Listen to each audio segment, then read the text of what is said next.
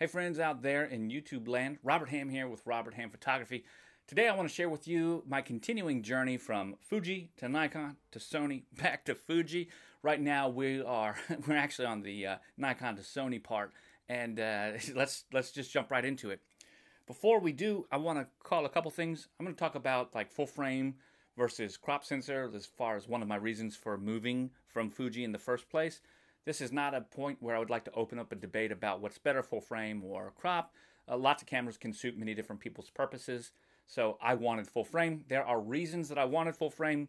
Lots of this is very technical, so I'm not trying to go into a technical discussion. I'm just sharing with you what I was looking for and my uses. Picking up from Fuji to Nikon, I was looking for something more, specifically full frame, when I moved from my Fuji to Nikon, when my shutter count started getting real high. Every couple of years, whenever I rack up around 100,000 shots on my main camera, I look to change something else. I've used Sony, I've used Olympus, I've used Fuji film, and of course now Nikon. Although I enjoyed the D750, there were a couple of things that really kind of annoyed me about it. And that wasn't anything wrong with the camera, it was all me, personally. The biggest thing was the viewfinder. When I'm photographing a bride or a groom on their wedding day, often I only have a few minutes of time with them in between the special big events that take place, and I need to move quickly. I don't like chimping. So a big advantage of a mirrorless camera is being able to see your exposure prior to clicking the shutter button. Rather than metering, even using the camera and then chimping and looking back through, there's just valuable seconds saved with that camera up to your eye where you can see it and you can just continue to fire. In fact, you know if it's going to be over or underexposed, or if you're doing high key or low key stuff, you know that immediately. When you use an optical viewfinder, you don't do that. You have to then look physically at the back of the camera. That was a big time waster for me. And this was very strange because I shoot a lot of film. I've developed a film camera, the New Box One by Ham Camera Company. 237 people helped me bring a Kickstarter campaign to life for a 120 format, medium format film camera. And I'm used to looking through viewfinders that are optical. So what's the difference? Well, the difference is time. When I'm able to photograph on my own, I can use my light meter, I can expose the way I'd like, and I don't really worry about not being able to see the image because that's the native format of the film. You don't get to see the film image before you develop it. But when working with a bride and groom, speed is of the essence, and I really needed that speed. Continuing on forwards, we get into something I'm asked for a lot less often. I'm a film and a wedding photographer. Sometimes I use film on the wedding day. Most of the time it's digital. A little bit more it's hybrid concerning film, digital, and instant photography. But one thing that I get asked for is wedding highlight videos. Videography. Well, that's something that the D750, although capable of, didn't do as well as I needed it to do, specifically with like face tracking. Now, I understand it's not stabilized. I've got cranes and things like that in order to stabilize my photographic equipment so that I can use it for video. But switching to Sony gave me a stabilized platform with in-body image stabilization. That's very helpful. Plus, better facial recognition. Quite a bit better than the D750 so that I'm able to just put it on facial recognition and then walk around with my crane so that it can then keep my bride and groom in the center and help keep them properly in focus. That's very important. The Nikon had a much harder time with that. Now, videography isn't something that I do as the primary part of my business. It's a secondary role, and it's something I do as a complementary kind of role. So I don't necessarily need a 4K or anything like that. I generally offer 720 footage that's been downsampled from 1080p that has a nice high bit rate. I like to record in 1080p at 60 frames and then downsample to 720. That way, if I need to use any kind of effect or warp stabilizer or up the quality, I can make it look really nice that way. And when I output it, I have a very high quality bit rate with a very nice hi-fi image file, so it looks good. Now, if I was going to do a focus on videography as the main part of my business, 50%, 60%, 70% or more, then yeah, I'd want something that had the range of 4K at 60, something like that, or 4K at 30, or a higher 1080 at 160, or 120 frame rate. I would want those things, but that's not what I need.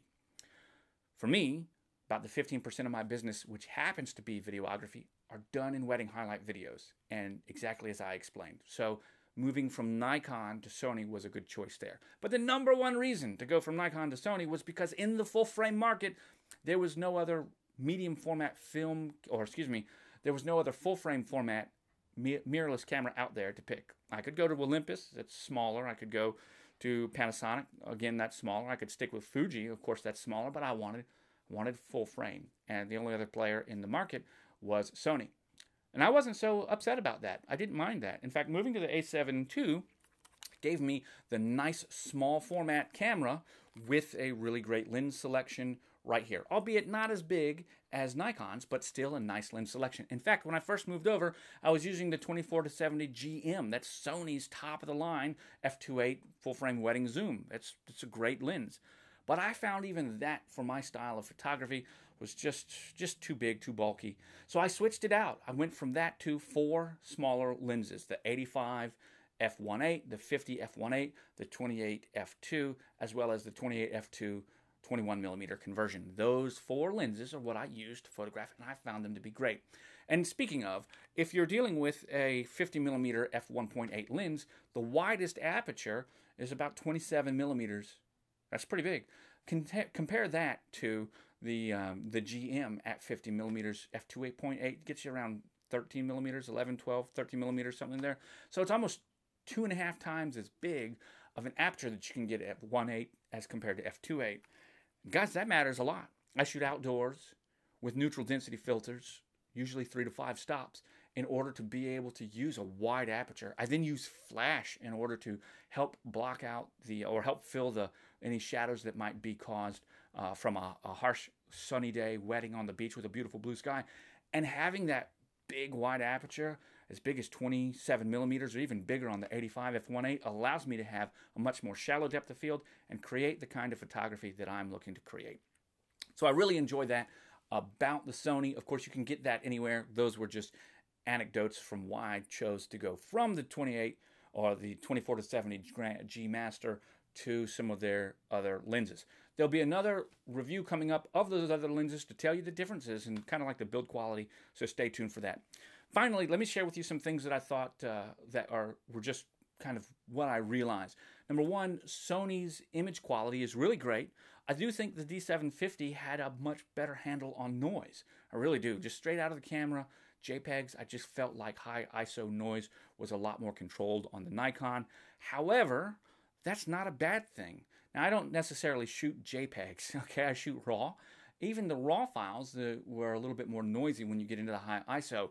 However, the noise was very well defined and controlled, and I found that as a very creative aesthetic control for my photography. One of the reasons people like my work is because it's a very bright, very vibrant, very yellow, rich image. I see the yellows. I don't have those dark, dramatic blue cast shots. No, it's a very warm, very colorful palette that I like to use. And I like my images to have some noise. Lots of times I'll shoot at a higher ISO in order to bring in some noise, because that noise renders a very filmic quality to the final image, and people really enjoy that. So for me, having the Sony sensor gave me just a little bit more feeling of noise. It had the characteristics that I look for in my film photography in the first place. So it was very helpful. That's not to say that the Fujifilm wasn't doing that before. The X-T1 had its own very film-like quality. Fuji is known for that. So I'm happy to have switched to full frame and have been able to find that somewhere else, specifically in Sony. Now, my images, which ones do I love the most? Well, if it's straight out of the camera, JPEGs, I would always choose my Fujifilm cameras. I just think they render beautifully. If it was RAW images, I would still choose Fujifilm. Right now, I still look at Fujifilm and say, man, even at the APS-C images of the X-Trans 2 sensor, I really like them quite a bit. So where do we go from here? Do I leave Sony? Do I go back to Fujifilm? The answer is absolutely not. I really enjoy the look that I get from my Sony camera, the A7 II. It's doing a great job. So what have I done? I've actually gone ahead and added the X100F to my lineup. In fact, we're recording on the X100F right now, and I hope that it's going to continue to be really great for you to show some things in the future. And that's going to have to wait till the next video. I want to thank you for watching and remind you that I'll catch you on the flip side. Take care, my friends.